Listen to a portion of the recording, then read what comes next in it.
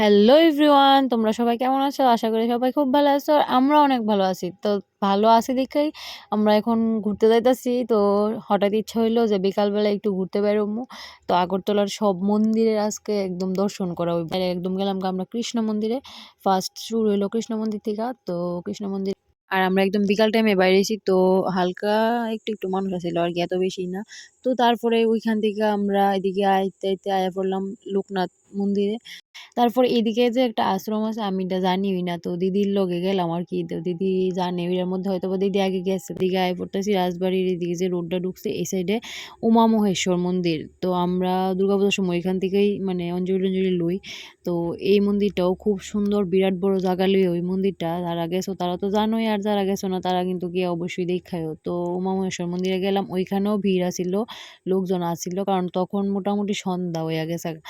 তো তারপরে এখান থেকে আমরা ফোটা-টোটা নিলাম, ছবি-টবি তুললাম, তুইলা-টুইলা তারপরে এই দিক থেকে আইতে পরে লক্ষ্মীনারায়ণ বাড়ি, তারপরে গেলাম আমরার যে প্রিয় লক্ষ্মীনারায়ণ বাড়ির মধ্যে। তো লক্ষ্মীনারায়ণ বাড়ির মধ্যে তো সবসময় একটা ভিড় থাকে। তো এদিকে গেলাম, গিয়া ঠাকুর দেখলাম, দেখা ধূপকাঠি মোমবাতি দিলাম, দিয়া আমরা ওইখানে আবার কিছু ফটো-টটো তুললাম। তো তুইলা তারপরে আবার আমরা এখান থেকে বাইরে গেলাম জগন্নাথ বাড়ি। তো ওইখানে খুব সুন্দর কীর্তন হইতাছিল, আমরাও শুনছি, তোমরাও শোনো।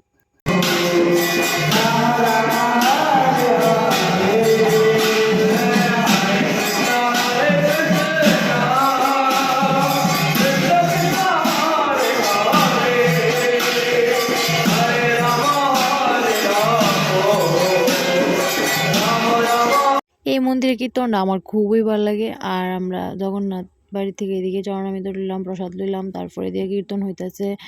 আর জগন্নাথ বাড়ি তো লোক আসলো আর জগন্নাথ বাড়ির মধ্যে তো অনেক মূর্তি আছে, তো আমরা ওইগুলিও দেখলাম। আর জগন্নাথ বাড়ির মধ্যে কীর্তনটা আমার তো রথের মধ্যে গিয়া খুব মজা লাগছিল দেখা, আর মজাও করছি আমরা অনেক।